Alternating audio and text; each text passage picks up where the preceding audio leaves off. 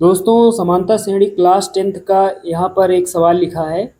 के का मान ज्ञात कीजिए ताकि के स्क्वायर प्लस 4 के प्लस 8 कामा 2 के स्क्वायर प्लस 3 के प्लस 6 कामा 3 के स्क्वायर प्लस 4 के प्लस 4 किसी एपी के 3 क्रमागत पद हों। तो यहाँ पर एपी लिखा है। एपी का मतलब अर्थमेटिक प्रोग्रेशन यानी समांतर श्रेणी। तो साथियों यहाँ पर लिखा है ये जो 3 पद हैं ये किसी एपी के 3 क्रमागत पद हों।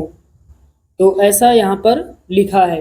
दोस्तों यदि ये 3 पद जो दिए गए हैं यदि ये एपी में होंगे तो इनके बीच का कॉमन डिफरेंस यानी सार्वंतर वो बराबर होगा। तो साथियों समांतर श्रेणी की पहचान क्या होती है कि दो पदों के बीच का जो अंतर होता है वो बराबर होता है प्रत्येक स्थिति में, यानी कितने भी पद दिए गए हों उनके बीच का जो सार्वंतर होगा, जो कॉमन डिफरेंस होगा वो बराबर ही होगा। मान लीजिए हमारे पास 3 पद हैं। पहला पद है A1, दूसरा पद है A2, तीसरा पद है A3।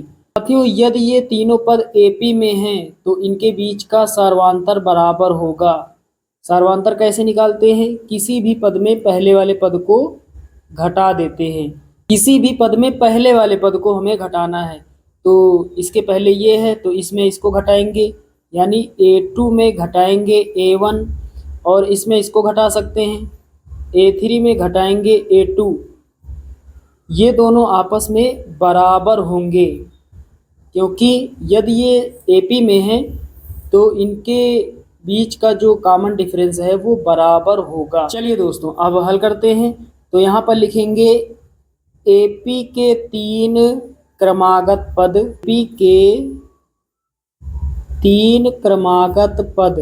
पहला पद है हमारे पास के स्क्वायर प्लस 4 के प्लस 8 कामा दूसरा पद है 2 के स्क्वायर प्लस 3 के प्लस 6 कामा तीसरा पद है 3 के स्क्वायर प्लस 4 के प्लस का 4। ये 3 पद हमें दिए गए हैं, यहाँ ब्रैकेट में लिख देंगे दिया है।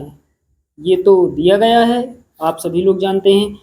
अब दोस्तों क्या करेंगे, मान लेते हैं ये A1 है, ये A2 है और ये A3 है।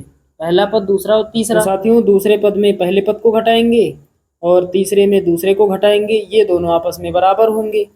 तो यहाँ पर ये दूसरा पद है यानी A2 है तो 2 के स्क्वायर प्लस 3 के प्लस 6 इसमें से हम घटाएंगे ये जो पहला पद है के स्क्वायर प्लस 4 के प्लस 8 बराबर का साइन लगाएंगे। ये तीसरा है, ये दूसरा है। तीसरे पद में दूसरे को घटाएंगे तो 3 के स्क्वायर प्लस 4 के प्लस 4 इसमें से घटाएंगे दूसरे को तो 2 के स्क्वायर प्लस 3 के प्लस 6 ये है दूसरा पद। यहाँ पर माइनस लगा है इसलिए हमने ब्रैकेट अभी के लिए यहाँ पर हमने लगा लिया है ताकि आपको अच्छे से समझ में आ जाए। चलिए आगे सॉल्व करते हैं। हमें क्या करना है, ये ब्रैकेट ओपन कर देना है क्योंकि यहाँ पर माइनस लगा है। तो पहले लिखेंगे 2 के स्क्वायर प्लस 3 के प्लस का 6 माइनस लगाएंगे। ये माइनस जो है अंदर गुणा करेगा तो प्लस को माइनस कर देगा तो के स्क्वायर यहाँ पर लिखेंगे, माइनस प्लस माइनस हो जाएगा 4k हो जाएगा और ये प्लस है तो प्लस माइनस माइनस हो जाएगा 8 हो जाएगा बराबर। पहले 3 के स्क्वायर है, फिर उसके बाद दोस्तों प्लस का 4k प्लस का 4 है, माइनस लगा है तो तीनों संख्याएं माइनस की हो जाएंगी। माइनस का 2 के स्क्वायर और प्लस माइनस माइनस 3k और प्लस माइनस माइनस का 6। अब दोस्तों सॉल्व कर लेंगे। तो पहले 2 के स्क्वायर है और माइनस का 1 के स्क्वायर है।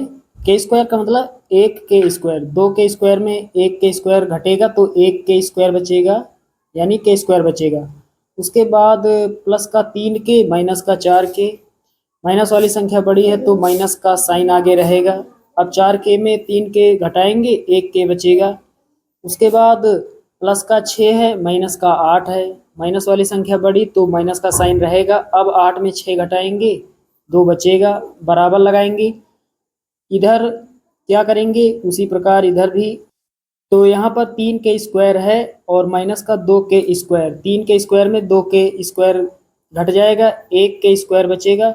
उसके बाद दोस्तों 4k प्लस का है, माइनस का 3k, तो प्लस का 1k बचेगा। और माइनस का 6 है, प्लस का 4 है, कितना बचेगा? प्लस का 4 माइनस का 6, तो माइनस का 2 बचेगा, क्योंकि माइनस वाली संख्या बड़ी है।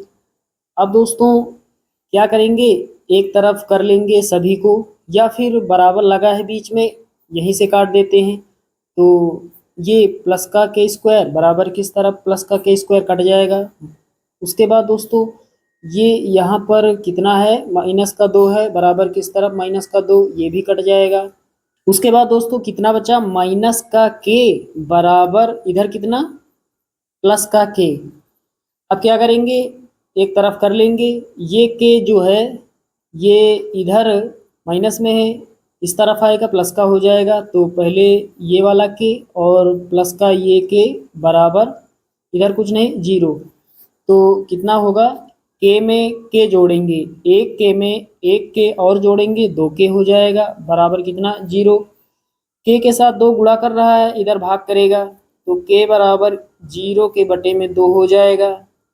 तो k बराबर कितना हो जाएगा, ऊपर 0 है, नीचे कोई भी गिनती की संख्या हो, 1 2 3 4 5 6 इस तरह से, तो 0 ही होगा। तो k का मान कितना होगा, 0 होगा।